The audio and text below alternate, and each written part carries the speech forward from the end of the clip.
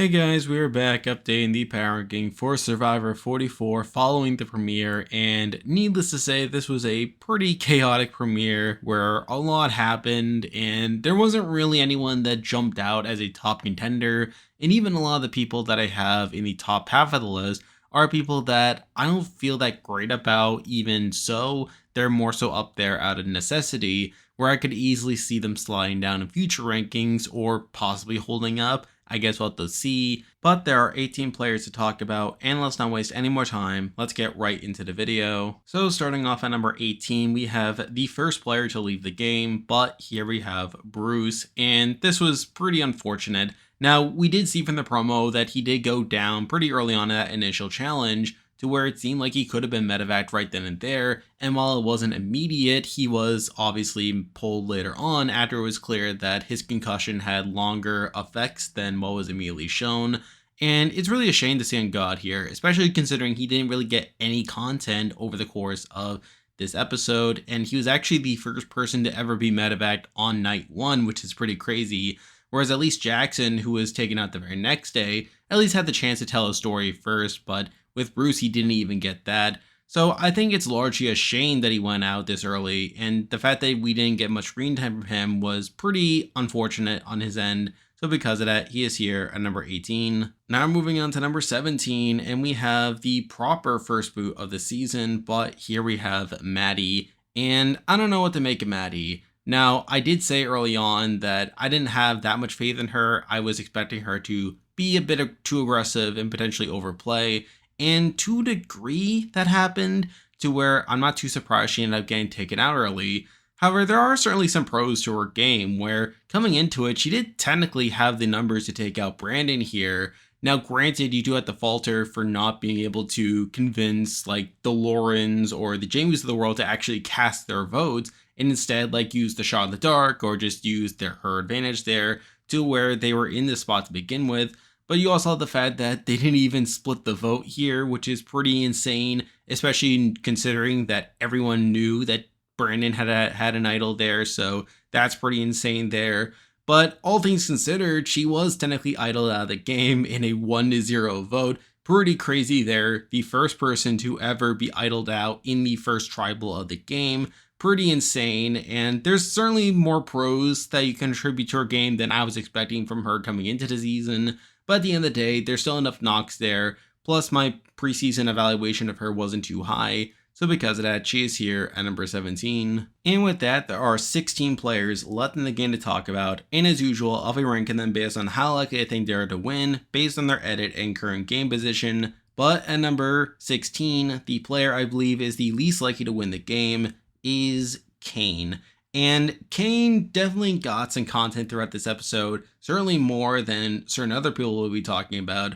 However, I feel like his content was more so negative than anything else, where he does get some witty confessionals explaining his reaction to the idol cage, him sort of dunking on Matthew for falling off the rock. But I think the biggest knock to his game is, one, he was shown being voting in the minority here, which in itself isn't the worst thing in the world, but he literally had a confessional saying that he wants to be on the correct side of the vote, only for him to not be on the right side of the vote.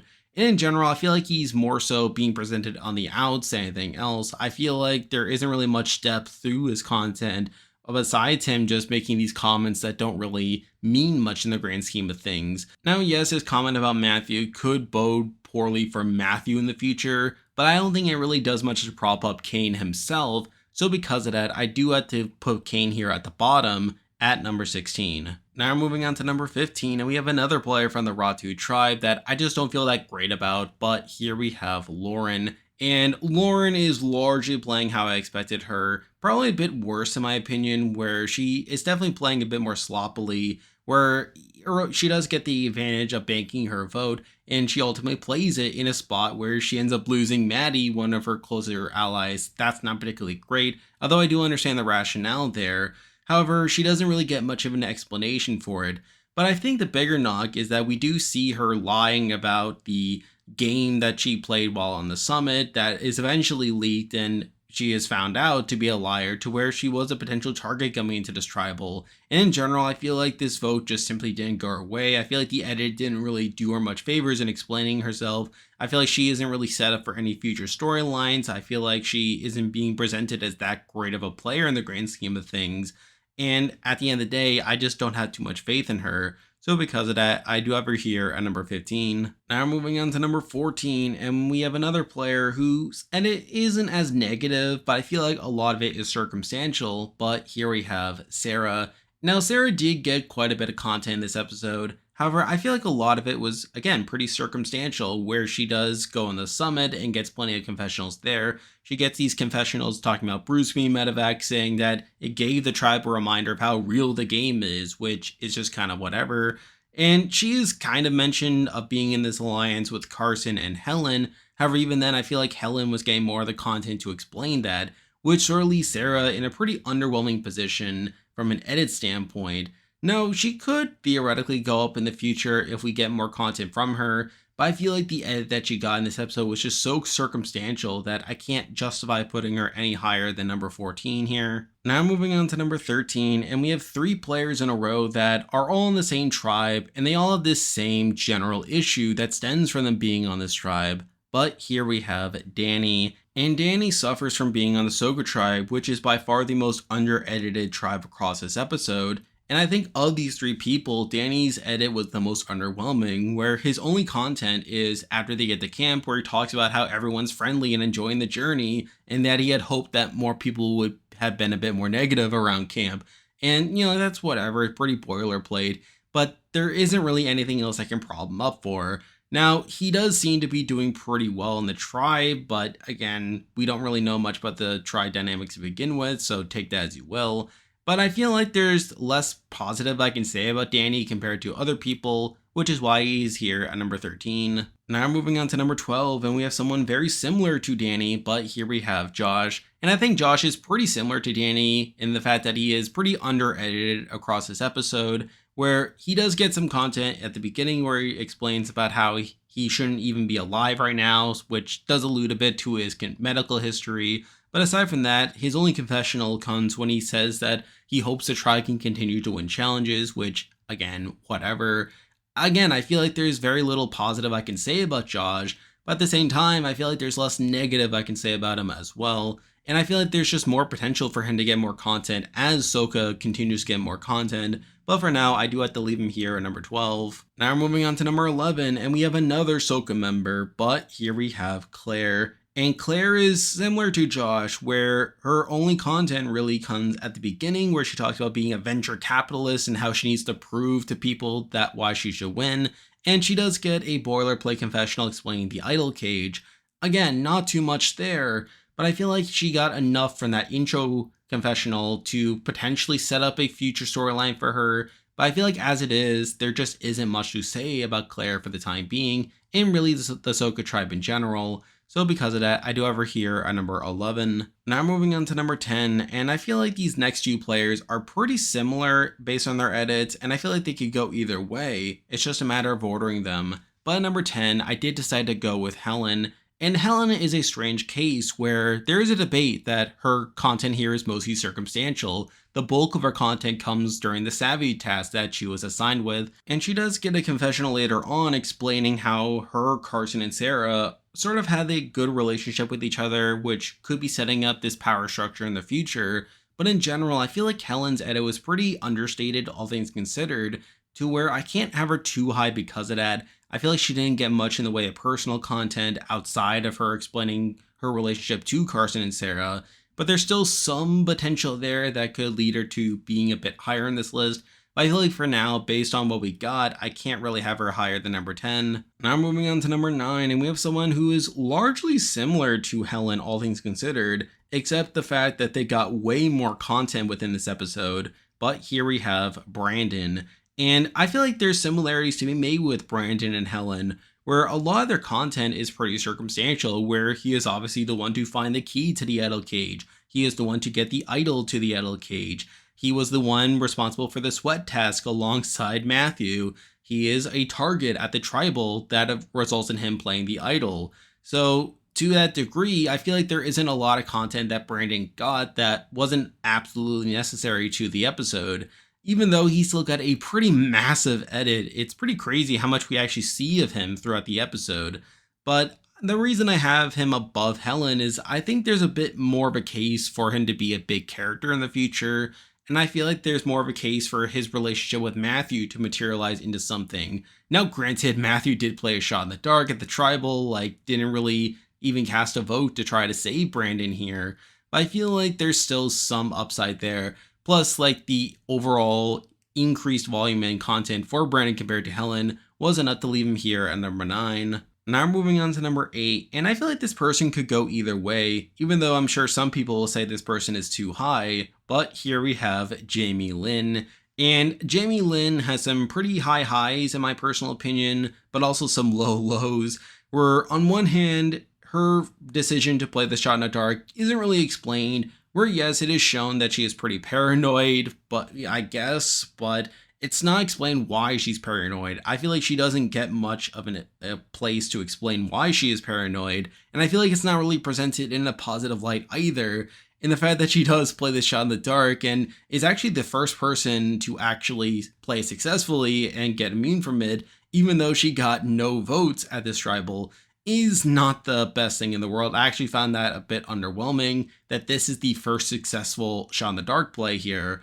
But on the other hand, and this is the reason why I do have her a bit higher, she does get an intro confessional during that intro where she does talk about being a yogi and that she'll be the next winner. There is at least a debate that she could be set up more in the future.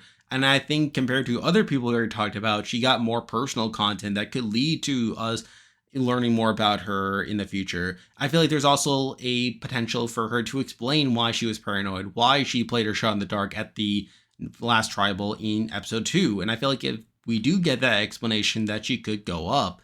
But for the time being, I'll leave her in the middle of the pack here. I recognize the negatives, and realistically, I could see her going either way. But for now, I did decide to leave her here at number 8. Now moving on to number 7, and we have another borderline case here, although I think there's a bit more upside with this person. But here we have Heidi, and Heidi got a pretty small edit, although the content she did get was actually kind of good the more that I think about it. She gets this whole segment when she's starting the fire where she says that people underestimate her. She talks about being an electrical engineer, says that what Survivor is about. It's about finding solutions. She says that no one else came to start the fire, but she has more coming.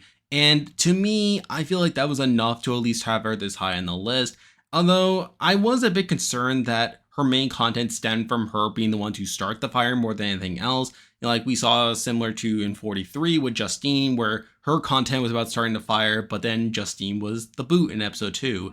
Granted, I think Heidi's a bit more upside than Justine. I feel like she got to talk more about her personal life, and I feel like there's more setup for her potential storyline in the future compared to Justine. So I did decide to give her the benefit of the doubt here and put her a bit higher, but really the fact that she doesn't get any other content aside from that is enough to leave her here at number 7. Now we're moving on to number 6, and I feel like from this point on the list, I feel like these top 6 are my main contenders to win the game based on episode 1. Now again, bearing in mind what I said about the premiere in general, this could change a lot over the course of the season. This was a very hectic and fast-paced premiere, so take it as you will. But at number 6, I did decide to go with Jam Jam. And Jam Jam is someone who I feel like has lived up to the hype to a degree. Now, he does talk quite a bit about being from Puerto Rico, how he has a different perspective. He talks about how the elements don't bother him because he's used to them. And similar to Heidi, he's the one to start the fire as well. And we do get his perspective on a number of things. And plus, he is the first person on this list to get a Matt chat, which obviously I made a video about not too long ago. And in that, I did explain that getting a Matt chat in the new era was generally a good omen for players that could potentially do well, but again, isn't 100% guaranteed to lead to a win per se. But I feel like the fact that Jam Jam got that Matt chat was enough to put him in some high contention here. Now granted, 44's premiere was edited in such a way that they could be switching things up, but for the time being, based on what I know, and based on what we saw from the rest of the premiere, I think there's enough merit for Jam Jam to be in contention here. Now, at the end of the day, I was a bit underwhelmed that he didn't get set up for much personal relationships. He didn't seem to get much in the way of game talk, which was enough to bump him down to number 6, but I still think that he could do well in the future. Now we're moving on to number 5, and I kind of can't believe this person is a contender after episode 1, but we'll have to see what happens in the future. But here we have Matt from San Francisco, and he actually had an okay premiere here where he does talk quite a bit about his anxiety. He talked about how he recently went through a breakup, so playing Survivor is sort of his way of dealing with it, like pushing a baby bird out of the nest, and he hopes he doesn't just splat on the ground. He gets set up for a personal relationship with Franny, which is a pretty big highlight there. Now, there is some circumstantial content with him going on the summit, but even then, he gets to explain how his anxiety is overwhelming him on the summit, but he loves Survivor and he's planning to overcome his anxiety. Now, this is followed up by him deciding to take a risk by drawing the rock again and losing his vote again, which was a bit underwhelming. But I think after this episode, Matt from San Francisco has more going on than a lot of other people based from an edit perspective. And I think he is being set up as a major character across the season. Now, whether he'll win, we'll have to wait and see. There isn't some perfect element to his edit here, but there is enough merit to where I can have him at least high for this particular episode. So because of that, he is here at number 5. Now moving on to number 4, and we actually have the other Matt, but here we have Matthew on the Ratu tribe. And Matthew also had a pretty big episode, sort of similar to Brandon. And yes, some of it is circumstantial, like him being chosen for the sweat task, also him getting that injury that required him to have his arm put in a sling. That is necessary to a degree. And obviously they go to tribal, so we had to hear his thoughts on things. But I think there's still enough there. I mean, he does get an intro package in this episode. He gets to talk about how he's leaving behind his family and that he went on the show to being on an adventure, which is a storyline potentially. Although even then, he kind of gets undermined. When he falls off the rock, he talks about how his stupidity could get in the way. And obviously Kane has that confessional as well. So it's not a perfect edit per se. And obviously he does go into tribal wine to target Lauren, and then he plays his shot in the dark for no reason, and I don't think it's explained super well why he does that. But it's still enough based on the fact that he at least got personal content. We do hear his thoughts on quite a bit of things, and in general, he is shown to be a pretty major character that I kind of had to put him this high on the list. Although even then, the fact that he got so much screen time in this episode could be a knock against him as well. So I could definitely see him falling down in the future if I'm being honest. But at least based on the field and what we had to work with, I did decide to put him at number 4. Now we're moving on to number 3, and we have the highest ranking member from the Soca tribe, but here we have Franny. And Franny does have a number of things going for her. For one, she gets a Matt chat, sort of similar to Matthew and Jam Jam, and realistically, I feel like that by itself is something to be noteworthy. Granted, it's not necessarily guaranteed that she'll do well, but I feel like beyond that, she gets some good content, she gets a confessional saying that it won't be real until her feet are on the sand, showing how she's prepared for the game. She says that her tribe was immediately bonded by first impressions. Back at camp, she gets a established relationship with Matt from San Francisco and agrees to work with him. So it's not the biggest head in the world, and realistically, I could definitely see her sliding in the future as well. But I feel like there was enough there, coupled with my hesitation with Matthew, given how big his edit was, that I did decide to bump Franny up for this week, though I really would need to see more for her to put her higher up. So because of that, I have her here at number 3. Now moving on to number 2, and these top 2 are both from the Tika tribe, and it's just a matter of ordering them. And realistically, I think this number 2 person has a lot more potential to be a number 1 in the future compared to who I actually put at number 1. But if we are basing it purely off what we saw from episode 1, I did decide to go with Carolyn. And Carolyn is obviously a pretty big character, but even then, it's not to the point where she's over the top per se. She is kind of in line with Marianne from 42. However, I think she got some pretty strong content across this episode, where she does get content back at camp where she says that she's on the bottom, that no one's really talking to her. but then that leads into her talking about why she should be taking more initiative, and that's largely presented in a positive light, where she says that she knows that she's weird and crazy and emotional. However, she accepts herself and that it's okay to be weird and that she wants to play the game as herself, but at the same time recognizes that she can't be too aggressive. Now, she does also get a confessional saying that she wanted to go on the summit and is kind of mad that she didn't, but realistically, I think Carolyn is actually set up pretty well here based on her edit. I think there is definitely a lot of potential for her to actually become a pretty good player across the season, even though she is seen as this pretty loud and emotional character. Now, at the same time, this could also just be a fake out, as we saw Marianne have a largely similar thing. And realistically, I think Marianne probably had a stronger premiere than Carolyn did, where obviously Marianne got this whole intro package and she got to formally state that she wants to win the game to prove to the weird kids that it's okay to be weird and that she can win it for them as well. Whereas Carolyn didn't get an intro package and she was more so talking about how she accepts herself. But at the end of the day, I feel like that self-awareness is why I had her pretty high in my preseason power ranking, and I think there's still some potential there. Now, yes, she could end up having a rocky ride considering that no one wants to talk to her right now, but I think there's still the potential there for her to make a deep run, for her to have the storyline of her growing over time, and for her acceptance of herself to be rewarded in the game. But at the end of the day, I still have enough hesitation with her to leave her here at number 2. And now, at number 1, the person I believe is the most likely to win Survivor 44 after the premiere is Carson. Now, I'm actually a bit hesitant about putting Carson number 1, as I feel like there's a lot of potential for him to struggle down the road, and I feel like the issues I had with him from the preseason are very much real. However, if we are basing it purely off the edit, he actually had a very strong premiere and definitely had the most complete edit of the people during the premiere, where he got an intro confessional, talks about being a super fan and showing how prepared he is. He gets brought up during the Savvy Challenge, where at first he's worried about the target that would be put on his back for him being good at puzzles, but is glad that the others recruited him to do the task.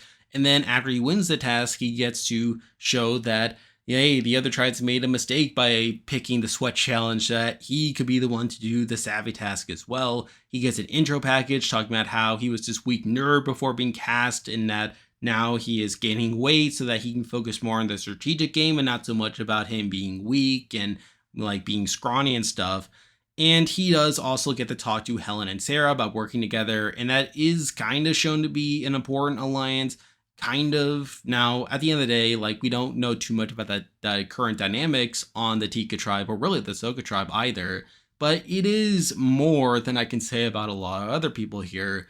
So at the end of the day, I feel like Carson has the most complete edit out of anyone on the cast after the premiere. Now, as I said a moment ago, I think there's still a lot of potential for Carson to slide down in the future. I do wonder how much of this was just him being set up as a main character, sort of like an Evie from 41, for example, where he could just end up sliding afterwards and more of his knocks could just be revealed in the future.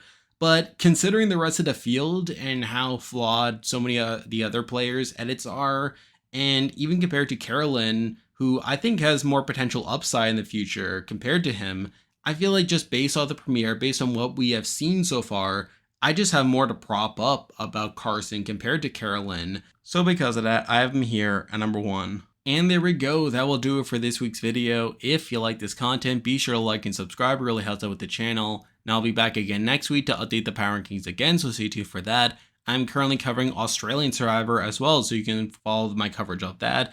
Big Brother Canada is also starting up pretty shortly, so you can expect coverage of that as well.